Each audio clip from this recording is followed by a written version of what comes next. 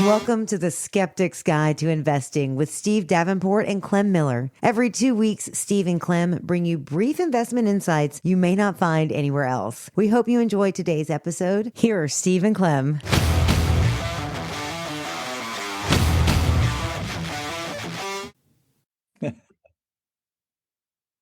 Hello, everybody, and welcome to Skeptic's Guide to Investing. I'm here. This is Clem Miller, and I'm here with Steve Davenport. And today we're going to talk about inflation, which is an issue which seems to be persistent in the U.S. economy. Steve today has been doing a lot of work on the subject of inflation, on how to think about the issue, on how to position portfolios and pick stocks that might and other securities that might do better in an environment of continuing inflation. Let me start, Steve, by saying, do you think, to what extent do you think inflation will, continue to be a persistent problem? After all, it seems, at least the rate of increase in prices seems to have slowed.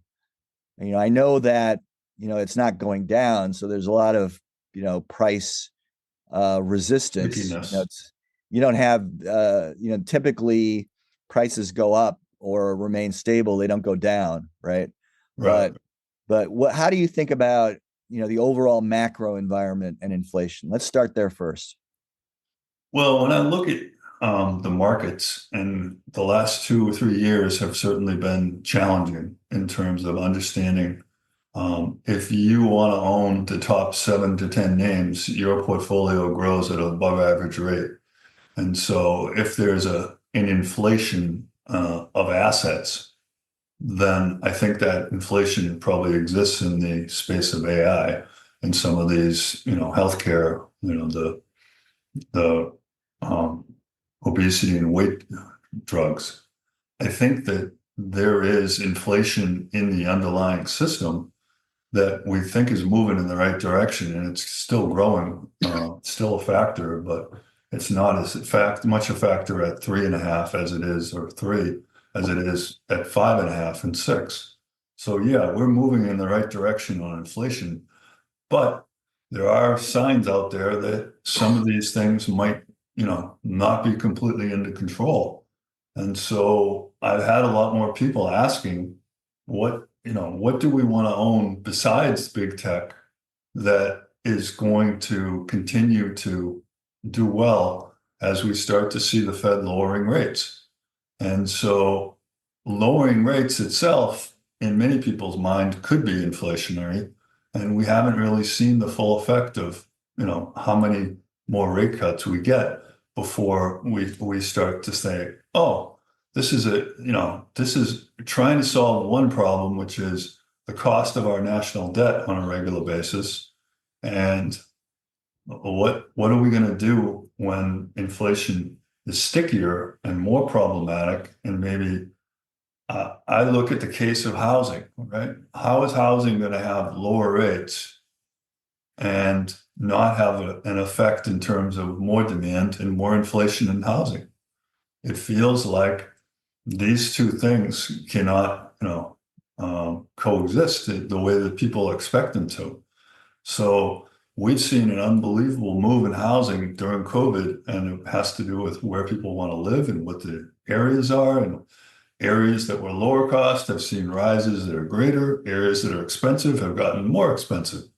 And so when I look at inflation, I try to think about things that are going to go up in the equity space as we see the financial and economic characteristics unfold in the next few years. And if we believe we're going to see a 2% reduction overall by the Fed over the next year and a half, rates are going to be lower. Housing will become more available to more people because now the ability to purchase is going to be stronger for each of those buyers. So they've also had a good move in the markets. So if you were using the markets as your down payment to try to help you get into that first home, I think that we know that there's, it's going to be challenging. You're going to need all that Google stock and Amazon stock and Broadcom stock that you can get your hands on. And I think when I approached this, I first said, I want to take away the question about duration in the Fed, because when I look at people, they're not really sitting there saying, and now at 3.25, I feel like we're discounting the cash flows at, an appropriate rate based on my risk. That's not really happening. So when rates are high, people went into cash and they said, hey, I can take very little risk and sit here in treasuries and have a nice 5-6% return. That was a beautiful place. Now that we move down, the question becomes, is it still such a beautiful place? And what happens if we get down to 3.5 and then we see a spike back to 5.5? That movement and that effect on your fixed income portion of your portfolio will be that, hey, that higher inflation is going to hurt you. And so my question was, is there a way for us to construct something on the side as a satellite to your regular equity and regular fixed income that might give you some extra boost when we start to see inflation being more persistent or more difficult? So what I did is I tried to pick 5 or 6 areas that I felt were going to. Before you get into the details, let me ask you a bit about your comment about creating a satellite portfolio. Is this something that is, an emergency portfolio, sort of if you need it, you break the glass? Or is this something where you would have it as kind of a fixed percentage of your overall portfolio? I think it belongs in what I'll call the messy middle, or the portion of your portfolio that's not equity, that's not bonds, but it has characteristics that you like and as one of the diversifiers. So I would say it's a 5 to 10% allocation to something that you believe is important to help you battle inflation. So when I look at the portfolio right now, it has a yield of about 3.5%. And when I think about 3.5%, I look at it and say, well, equities are averaging about 1.5 for the S&P. 3.5 seems to be compensating me for some of that extra risk. Then I look at it and say, what's the growth rate of those dividends in these companies? The growth rate is about 5%. So my question is inflation going to grow by more than 5% such that these rates are not going to be significant to me anymore? And so I'm not calling for rates above 5. I am saying they might go from 3 to 5. And in that way, this portfolio would tend to perform pretty well. So I think that when I look at these areas, they just feel like they could be timely when I start to consider what the markets could do in the near future.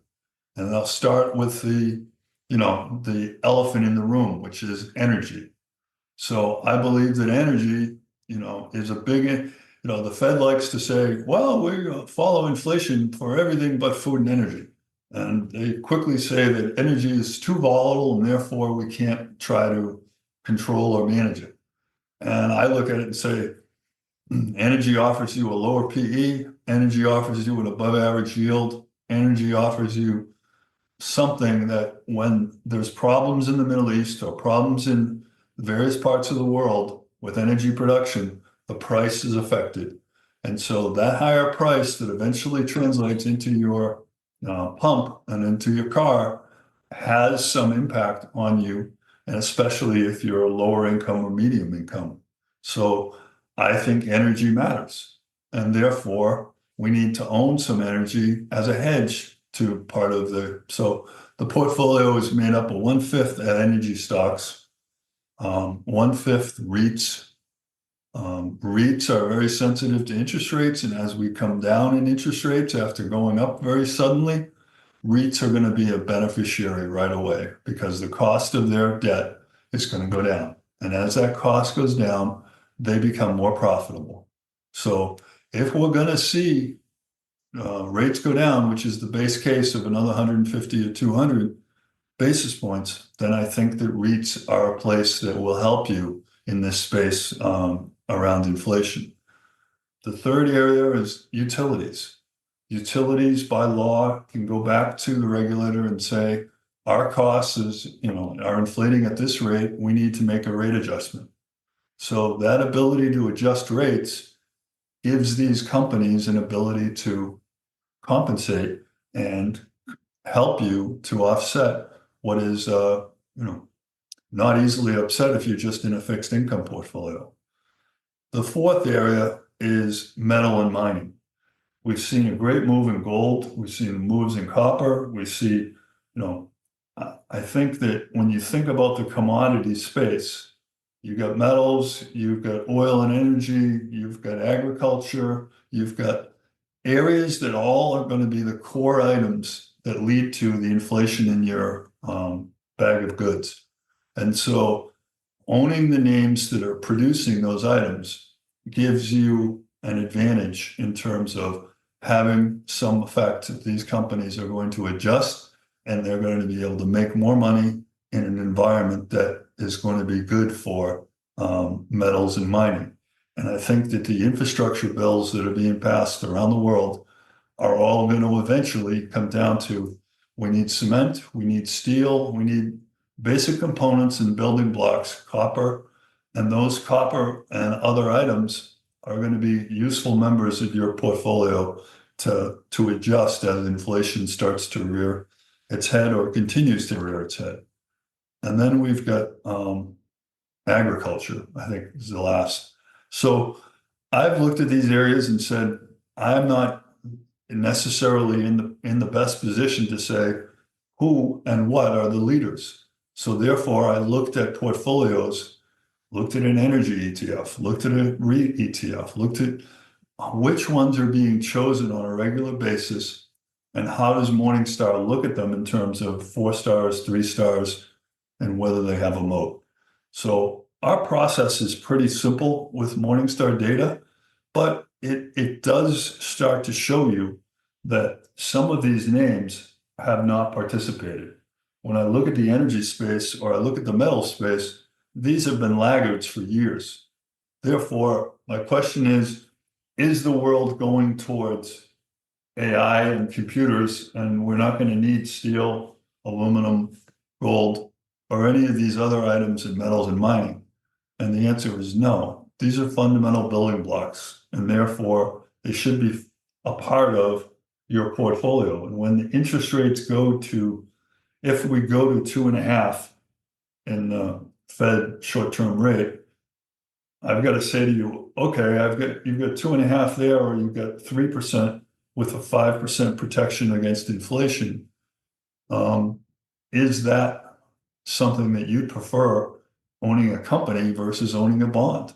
Yeah. And I think that this is where it's not easy to make comparisons. I call it the messy middle because they're not really So equities, Steve, and utilities are equities technically, but they operate a lot like fixed income. Yeah. So Steve, I got a few questions for you. Okay. So let me take them. I don't have a particular order in which I want to take them, but let's start with metals and mining. Metals and mining. So, there's the basic infrastructure type metals, which you were referring to.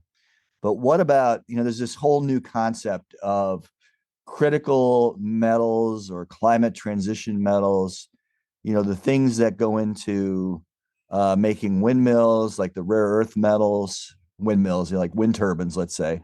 The rare earth metals, you got the gallium and the germanium, which are used to so-called dope semiconductor chips. You've got lithium, which goes into the lithium batteries. Would you favor, those newer types of metals over the old school, steel and iron and whatnot that would come out of, say, Australia? I'm looking at all types of metals, and some of the the Vale and the Newmont Mining and other places have small parts of their business that are in these specialized metal spaces. And then others like Albemarle is very much focused on lithium and batteries. Yeah. So this list of names, I wanted to have the big players who are largely involved in the standard large commodities, but I also have some smaller ones. There's a small company called FMC that we own that is very much into the agriculture space and specialized fertilizers. So yes, there could be, better large companies, but I wanted it to be representative of the overall space. And so, yes, I considered some of the metals that are involved in the EV space because they're bound to grow and bound to see demand. Yeah. So it's not like we can find and predict the actual, these 5 metals are going to have the highest growth rate, and therefore these 5 companies are associated identically with those 5 metals. It's it's a lot like when you say I want to own financials and you own GE. GE had a huge financial part of their business. It's not, So my next question is with regard to the REITs. So which kinds of REITs? Are you talking about commercial, industrial, like what do the residential? I mean, what are you looking at? I'm looking at a combination of all. I'm not making one call and saying, hey, we want 100% in hotel REITs. That's where the value is. But what I'm saying in general is I think the concept of REITs, because of a declining interest rate market, make these different REITs probably a good, So I'm looking for some infrastructure. So when you think about, the cell towers, I'm looking for some retail. I'm looking for where I consider to be 4 and 5 star opportunities on Morningstar in the REIT space. And with, the problem with REITs is that Morningstar classifies them as having no moats because they can be easily duplicated with financial, assets. And I've looked at it and said, hey, I think that, yes, they can be, but there are some names like that have, I would call, an advantage in terms of, and one of those examples is in timber with, so I think that when we look at these assets, we have to say that we're not going to make perfect the enemy of good. I think that overall, the concept is 20% of REITs, make sure you own things that are good value, make sure you own things that have good growth prospects, and they could have a tailwind associated with interest rates. Yeah, my next question is with regard to, I would say, there's dividend yield, obviously, or coupon yield, right? But there's also buyback yield. You can look at share buybacks, say in the technology space, but really anywhere as a form of yield. I mean, the obvious example is Berkshire Hathaway, which does buy back shares even though it doesn't pay a coupon, doesn't pay a dividend. This is also a form of yield. And so why wouldn't we want to be looking at buyback yield in addition to dividend yield? We'll be right back.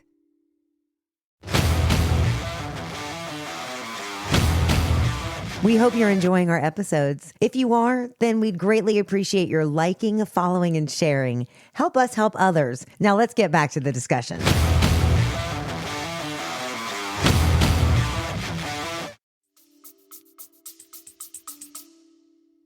I think if we were focused on more on total growth, total return, I think you're right. We should be focused on buyback yield.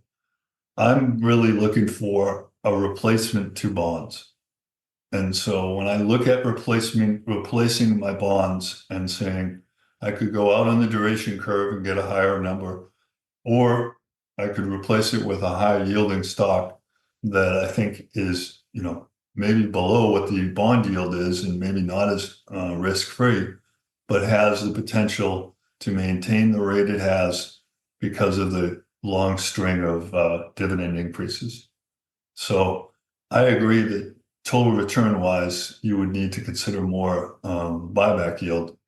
But when I'm looking at these, I'm looking at saying, okay, I take, if I have 5 to 10% and I take 5 from fixed income and 5 from equities, I'm going to replace it with characteristics that are going to be about half of a fixed income entity, which is, 5%, would you give me about 2.5% of the yield, and an equity entity that has a 3% yield with half would put me another 1.5, which puts me at, about 4%. So I look at the 4% rule as kind of the, I don't know, the most popular way to think about distribution. It's simple. It's not perfect. It adjusts with inflation.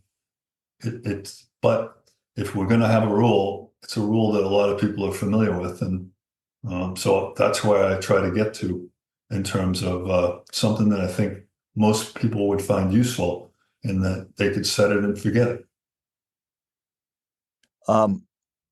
So, my next question is with regard to recession risk. When you talk about energy and you talk about mining, these are cyclical industries. They have a higher beta to the overall market, which, or to the economy. So when the economy, global economy is going up, there are, these companies do better than if the economy is going down. So, I'll just, a big consumer of energy and a big consumer of minerals and metals is China. And on the margin, China hasn't been doing so well in terms of its economy. I guess you could say to some extent India is offsetting that, but China has not been doing so great. And so, how do you look at this question of, marginal demand for the actual products of these companies? I mean,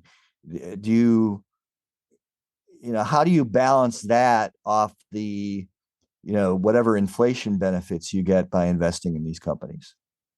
Sure. I think that we know that the data from China can be a little suspect. I think that I worry about how much China represents of the overall global demand and how much of it is, going to be impactful for the rest of the world. I look at the environment right now as having turned from we're fighting inflation to we're now fighting for growth. And I know that China is going to do things and has done things to already say how they're going to address the growth. And I don't know if they're complete. I don't know if they're successful. I don't know if they're going to, it's going to work. But I'd say that in general, I feel like there's been a turning point. The central bankers in Europe, the central bankers in Japan, the central bankers in China are all on the same page with, we've had higher rates. They did their job. They crushed inflation, which I think might be a little bit arrogant, but let's just say they've been successful. And now the question is, does the success permeate? And do you want to, if you were to look at it, Clem, and say, I've got two choices. I can buy names with higher yield who are in this space as inflation fighters, or I can buy an inflation-linked bond. Which one would you buy, and what duration would your inflation-linked bond have? To be honest, in my mind, that's kind of a false choice. Okay, well, what is your asset that's going to keep up with inflation? I think equities. I think if you look at the data, okay, especially over the long run, equities are the way to go in terms of inflation protection. It gives you positive real meaning inflation adjusted. It gives you positive real returns, significant positive real returns over time. And I'm not just talking about apples and oranges. I'm not just talking about big tech, which is an obvious example of that. I'll give you another example, which are luxury goods. I don't know why you wouldn't invest in luxury goods, and maybe you do invest in luxury I think brand that companies. luxury goods involve more than just a commodity. It's not a commodity of luxury Well, goods. yeah, it's not a no, no, but I'm looking for an inflation fighter, and I would say that if you look at Ferrari and you look at LVMH and so on, that these are companies that do well in any kind of inflation environment because their customers really will regardless of how much buy those products regardless of how much they cost. And so I think these companies offer some inflation protection. So that's Yeah, just I think you could be right, Clem. I'm not saying that there aren't names that we haven't covered, that yeah, my list is all inclusive. All I'm saying is that I think when we look at um, the world environment in terms of where we're going in terms of interest rates are going down. yeah, And if you have that support, then what names are likely to succeed and produce, results that, I mean, I'm just talking about the yield on these names, but if you take the yield plus appreciation for these names, they far exceed bonds. yeah, So you're going to the other extreme saying, well, what about all the growthier names that growth is a great, offset to inflation? I would say that right now the market is near its all-time high. And therefore, if you're recommending that we take, 5% out of equity and 5% out of bonds and put it into something, putting it into growthier equity at this point isn't the answer for inflation. no. You, The you and I answer are for coming at it inflation has from to be a little bit yeah, lower you and I risk. are coming at it from different perspectives. That's basically what it is. Uh, you're coming at it from let's move from bonds to something other than high growth stocks. And I'm looking at it more from a perspective of, within the equity universe, what would be the best equities to deal with inflation. Uh, Yeah, and I think that and those I are think good. I think other than that, I mean, at least from protection against recession, you want to have some in cash. Yeah, I think that a lot of these companies are more conservatively managed because they have a very long time horizon because, drilling and all the things that need to happen in order for you to produce an end product, it involves risk and capital. And these companies are very capital intensive. I'm not saying that these are the best if you take all equities in terms of growth to offset inflation. What I'm saying is that you're already allocated in a way to take advantage of growth. And now the question is, should you be allocated to some other things if we believe that, growth is going to be tougher to come by in the tech space and other spaces? Therefore, should we be in items that are more hard asset based? Yeah, And I think that they're not making more land. yeah, So these that's timber true. companies are owners of land that can be used for mineral rights, air rights, chemical, and I think that all of them have advantages. It's just that they're not AI advantages. Right, of course. So I I agree. look at it as a new source of alpha Right, as rates are coming down. right. So, Steve, let's wrap up for the day. I really appreciate this conversation. I think it was very enlightening. Should be enlightening for our listeners. Even though we have a few disagreements on some of Yeah. the advantages and disadvantages of these sub asset classes. I have this argument with my partner all the time about Yeah, growth and value. yeah, Is there a place for value in your portfolio, or should we just hold on and just grab for the ride of the yeah, roller coaster that is growth? I believe that you need to have a mix. And my suggestions here are simply ideas as to how you might think about what's going to benefit as rates come yeah, down. And if inflation were to rear its head, would you want to then go to shorter, if you yeah, go short in duration, you're going to get hurt as rates keep coming down. And if you go yeah, longer in duration and rates go back up, you're going to see capital Yeah. declines. So Bonds are this dangerous. is just one solution. Bonds can be dangerous if you don't do it right. Bonds can be dangerous. Absolutely. Yeah.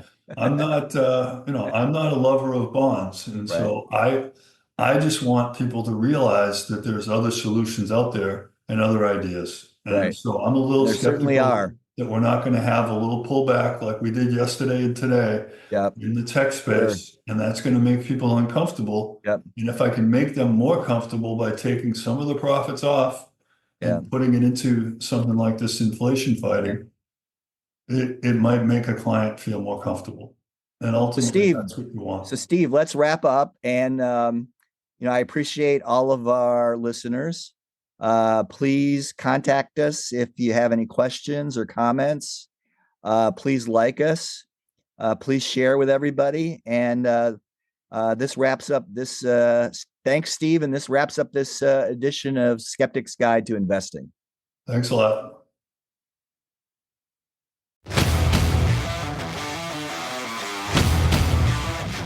The views shared on this podcast represent the personal investment views of the hosts. They are for educational purposes and not meant to be taken as investment advice. Listeners should consult their own investment, legal, and tax advisors. Past performance of any investments is not a guarantee for future return.